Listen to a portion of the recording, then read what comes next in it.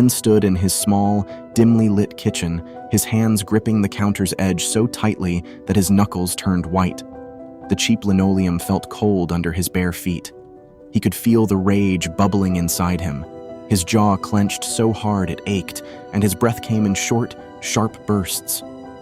The refrigerator hummed loudly, the only sound breaking the oppressive silence. He needed to calm down and find some way to control the anger that constantly simmered below the surface.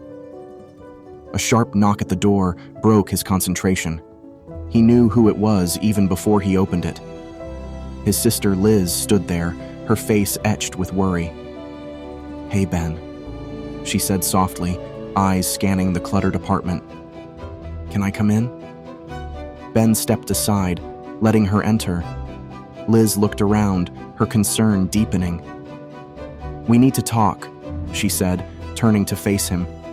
"About Dad, about everything." He flinched at the mention of their father, his body tensing as if bracing for a blow. Memories surged forth, vivid and unrelenting. He could hear the harsh bellow of his father's voice echoing through the house, feel the sting of the leather belt on his back, and see the rage-fueled eyes glaring down at him.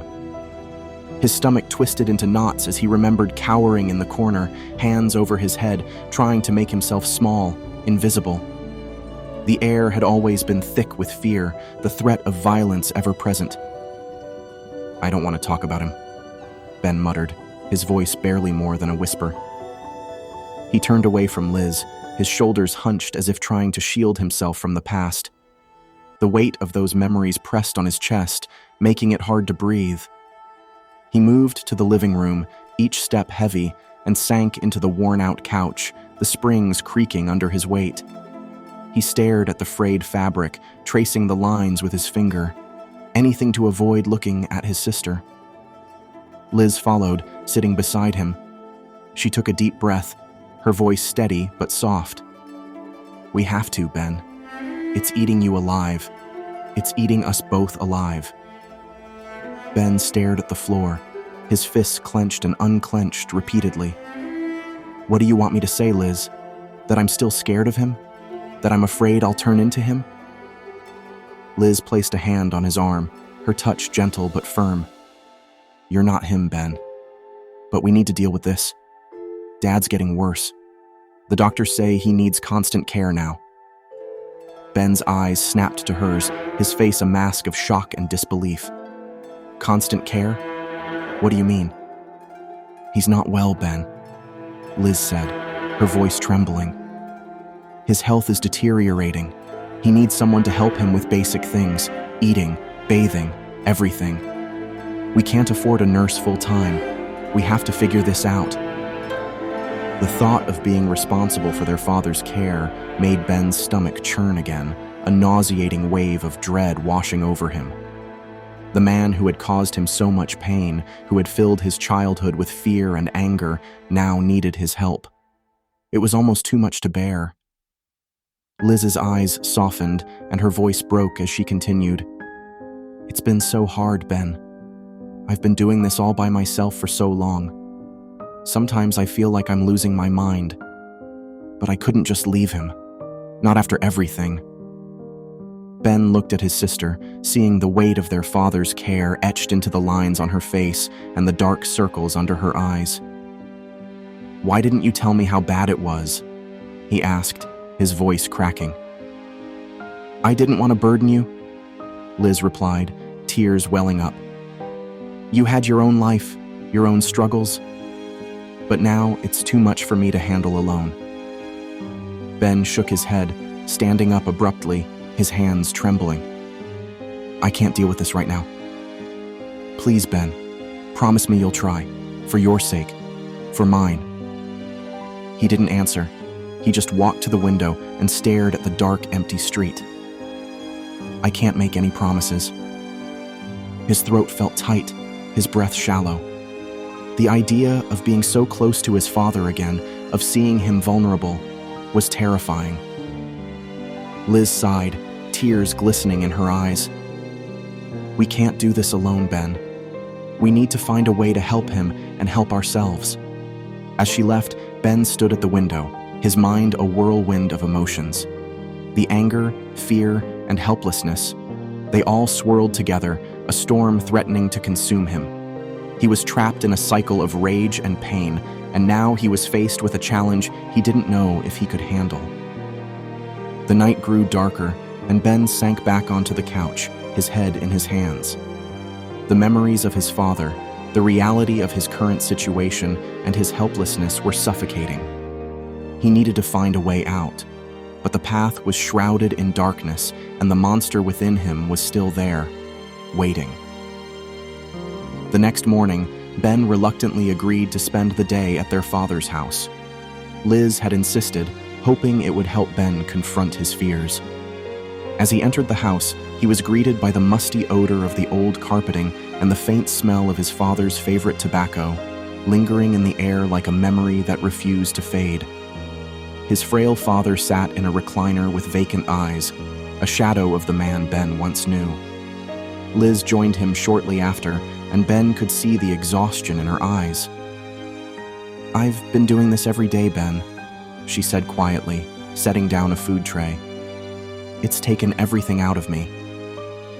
Ben watched as Liz carefully helped their father eat, her movements practiced but weary. He could see the toll it had taken on her, the way her hands shook slightly as she handled the utensils. "Why didn't you ask for help sooner?" he asked, his voice breaking the silence. Liz sighed a deep, tired sound. "I didn't want to worry you. I thought I could manage, but it's been so hard. There were nights I barely slept, just listening to him breathe, afraid something might happen." Ben felt a lump form in his throat. "I had no idea, Liz. I'm sorry." She gave him a sad smile. "It's not your fault, Ben. But now that you're here, maybe we can figure this out together." The thought of being responsible for their father's care made Ben's stomach churn again, but seeing the strain on Liz's face, he knew he couldn't turn away. "I'll try, Liz. I promise." Liz's eyes softened with relief. "Thank you, Ben.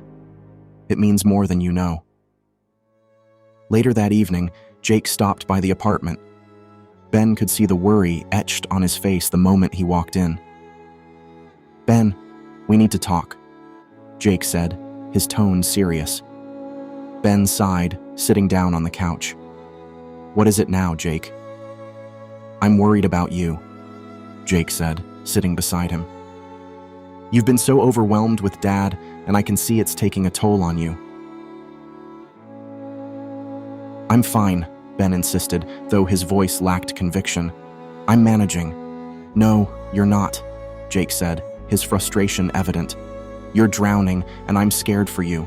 You can't keep doing this alone. You need to get help, for your sake and Dad's."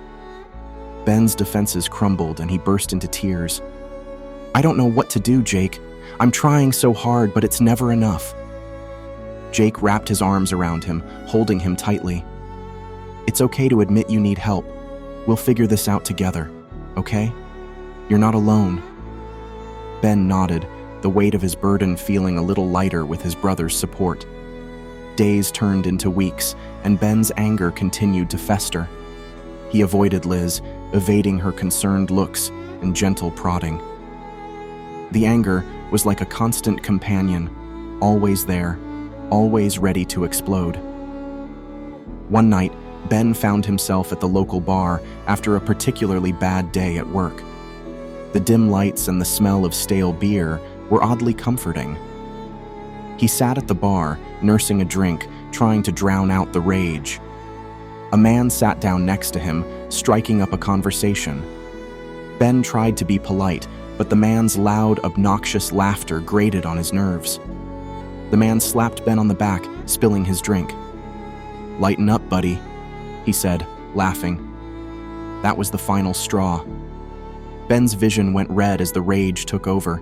He swung his fist, connecting with the man's jaw. The bar erupted into chaos as other patrons tried to pull them apart. Ben barely noticed the pain in his knuckles as he was dragged outside and thrown to the ground. He lay there, breathing heavily, the anger still coursing through him. He knew he had to get a grip, but didn't know how. The anger was too strong, too consuming. Back in his apartment, Ben paced the small living room, his thoughts racing. He could feel the monster inside him, growing stronger with each passing day. He needed to find a way to control it, but was terrified of what he might do. He punched the wall, feeling the pain radiate up his arm. It was a small release, but it wasn't enough. The rage was still there, still clawing at him. As the days went by, Ben withdrew further into himself. He stopped going to the bar and stopped answering Liz's calls. He spent his days working and nights staring at the walls, trying to keep the monster at bay. One evening, he sat in his dark apartment, the silence pressing on him. The rage was still there, a constant presence. He knew he couldn't go on like this, but didn't know how to stop it.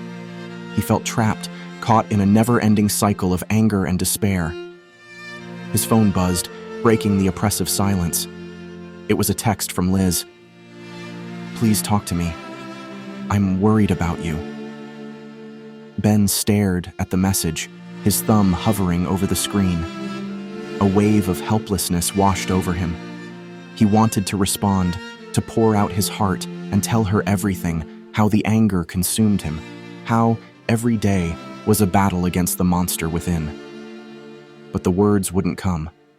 They were trapped inside him, suffocated by years of unspoken pain and fear. With a heavy sigh, he set the phone down, the silence in the room growing even more unbearable. As the night wore on, Ben felt the weight of his anger pressing down on him like a suffocating blanket. It coiled around his chest, making it hard to breathe and think. He knew he had to find a way out, but didn't know where to start. The monster within him was too strong, too powerful. It lurked in the shadows, awaiting the slightest provocation to unleash its fury. He sat back, closing his eyes, desperately trying to find some semblance of peace. But the silence was deafening, the rage a constant, unrelenting force gnawing at his insides. The memories of his father's abuse, the fear and helplessness of his childhood, all came rushing back, intensifying his despair. He felt like a prisoner in his own mind, shackled by the chains of his past. As the darkness closed in around him, Ben realized that the battle was far from over. The monster within him was still there, still waiting, and he was still trapped, with no way out. He opened his eyes and stared into the abyss of his dimly lit apartment. The future felt bleak, the anger insurmountable. It was a chasm too wide to cross, a mountain too high to climb. And for the first time, he allowed himself to cry. The tears flowed freely, mingling with the rage, a bitter testament to the monster he couldn't escape. Each tear was a silent scream, a desperate plea for release from the torment that haunted him. Ben hugged his knees to his chest, rocking back and forth on the couch, the sobs racking his body. The helplessness was overwhelming, a crushing weight that threatened to drown him. The tears kept coming, a torrent of pain and frustration, the dam of his emotions finally breaking. In the depths of his despair, Ben understood that there were no easy answers, no simple solutions. The monster within him was a part of him, a reflection of his darkest fears and deepest wounds. And as he wept in the silence of his apartment, he knew that the fight for control, for peace, was a battle he would have to face alone.